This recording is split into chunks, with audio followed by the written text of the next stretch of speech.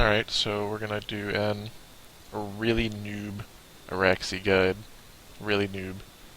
Like, basically, I'm the worst player ever, but showing you that if you are the worst player ever, but you have max gear and know how to eat food really hard and can cheese things, you can still kill Araxxi. I didn't talk about it when I was actually doing the Araxxi kills, but I did think it was pretty important, so I'm going to add it in now.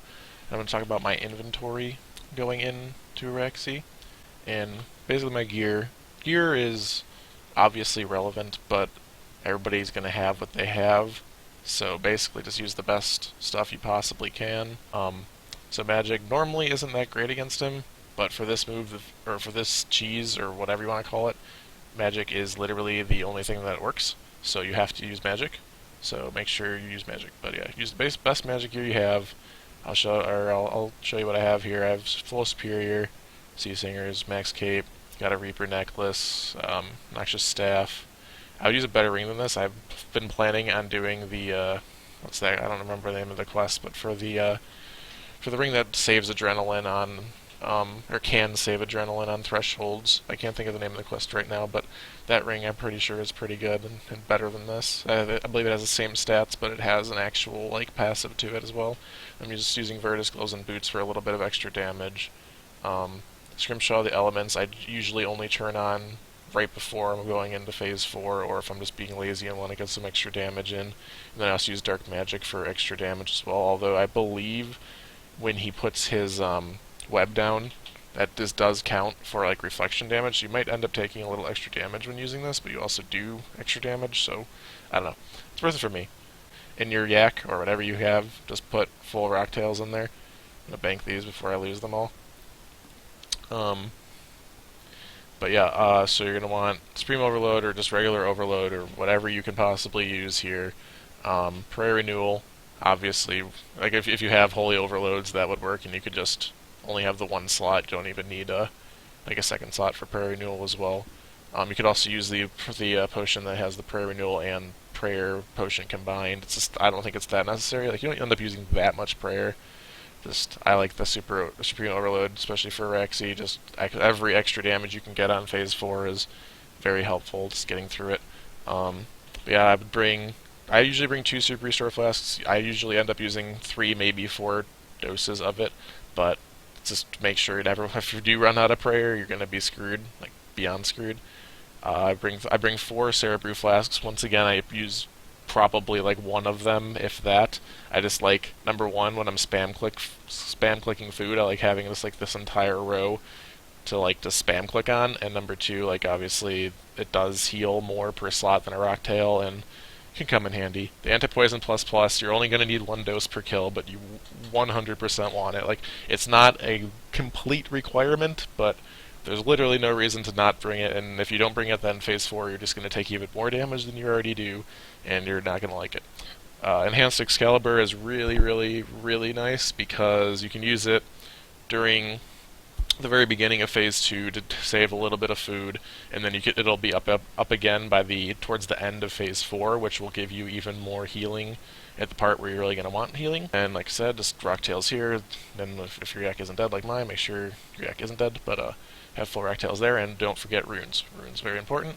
Air runes are fine, and you can just use whatever the best air one is. Air Surge, like that is more than acceptable. If you want to use something else, go for it, but that's what I use. So for this first part, you're just going to run over to this right side and burn down the web as soon as it lets you. So basically you can just spam click it. Right now I'm just selecting my quick prayers, getting the burn on the web, and then it will take exactly 1 minute from when you actually clicked the web to burn down. So during that minute, you just damage as much as you possibly can. The actual damage won't end up mattering in the end based on the way we're doing it here. Normally you would want to get him as low as you possibly can. If you get him down to if you get him to 0, he will automatically go back to 5,000 health. So you can't actually kill him at this part, but normally if you're doing it not this way, you would want to get him definitely under 10,000, probably under 5,000 before going on to the next phase. But for this specific situation, and basically cheese, you can just get him however high you get him, or however low you get him in this first minute, doesn't matter.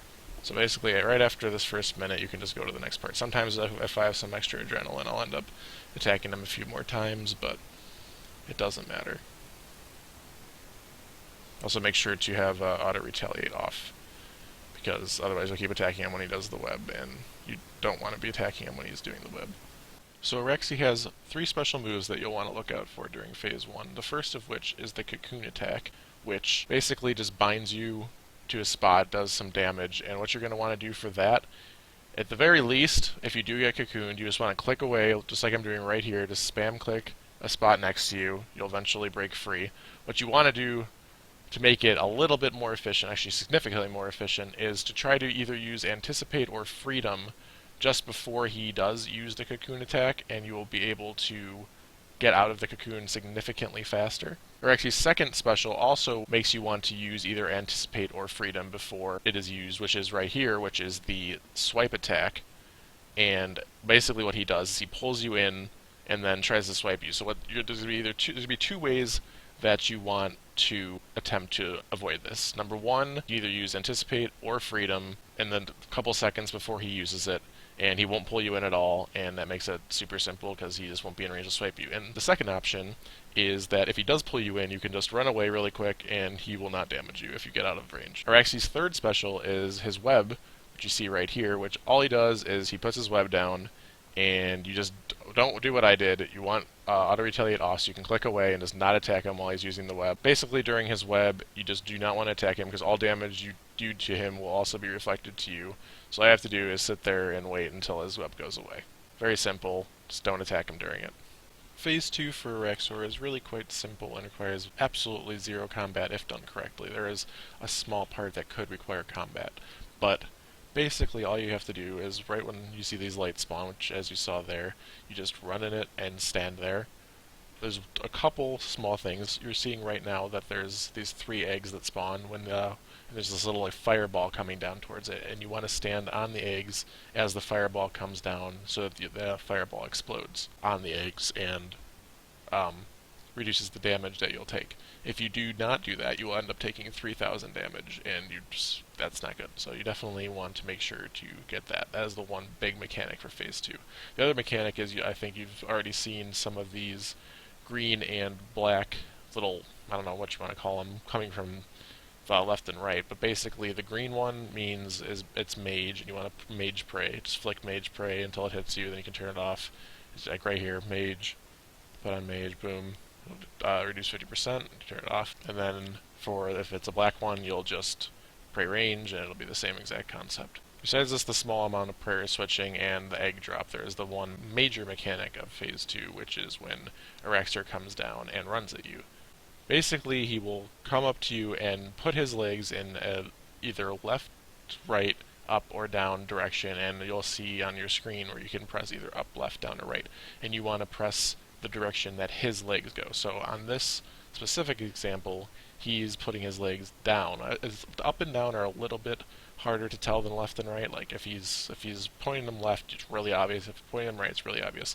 Down and up, you have to kind of understand. Down is the one where he has his legs really close together. Up, he'll have his legs really far apart. But down and up are a little more confusing. But basically, you just press whichever one he's doing. So for this one, it's obviously down.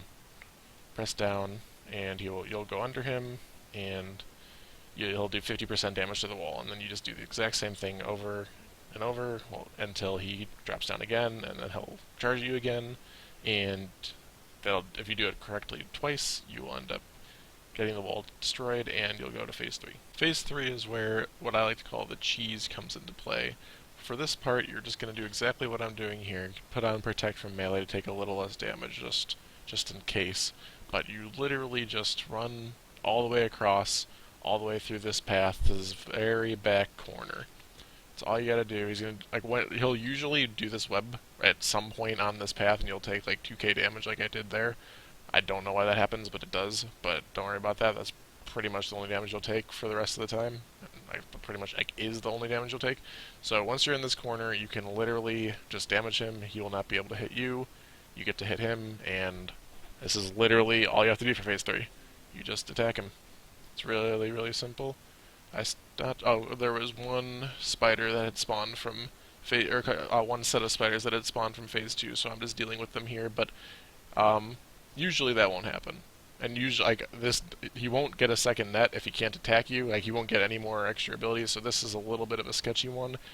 But I mean, it's not even sketchy. It's just a little bit less smooth than it normally would be if there weren't extra spiders. But yeah, you can just stand here.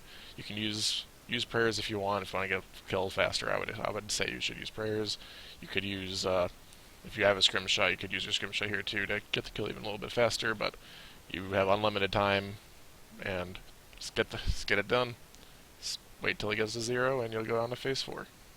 Also, at the start of phase 4, I'm not sure if I did it during this kill, but make sure to use your anti-poison potion, 1 dose of it, because that will definitely help reduce a significant portion of the damage that Araxxi will do to you. Also, try to use devotion when possible, because that can give you 10 seconds of, if you're prayer switching correctly, basically 0 damage done to you, which can help a lot if either you're low on food for some reason, or just helps you not have to eat as much food and can save you quite a bit of adrenaline. You can see right away he starts shooting the green and black balls or whatever towards you, just like from phase 2. So that's gonna be a reoccurring theme throughout all of phase 4. Also, as you can see here, he does the swipe again, which I did not avoid, and I took a pretty big hit there. So he still has a lot of the same abilities from the earlier phases. However, once he gets to 50k, he will no longer be able to use his swipe move or his cocoon move. He will still continue using these green and black ball attacks, so you'll need to keep doing prayer switching throughout the entire kill. Obviously, if you miss some prayer switches, you won't just die, and I certainly missed quite a few, which shows you how not perfect whatsoever you have to be able to get a kill. So definitely just try to get as many as you can. I personally believe that if you're gonna miss some, miss more on the range. Like keep your protect from mage on more often than your protect from range. I feel like his mage hits harder than his range, but that's just me. It could be a complete lie. But basically, once he gets under 50k health, then he will no longer do any other abilities other than this ranged and mage attack until he gets down to 25k, which we will see in a second.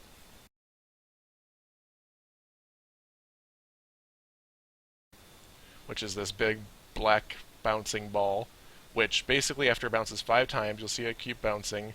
It will eventually bounce onto me and hit me big time, which you want to move instantly like I did there. If you stand still or move too early, it ends up hitting you.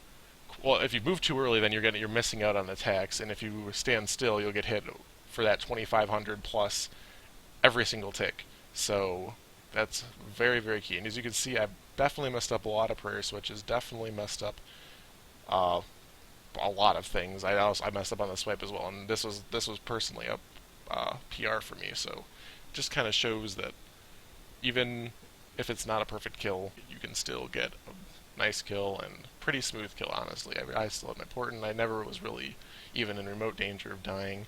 Just gotta keep the prayer switches from earlier.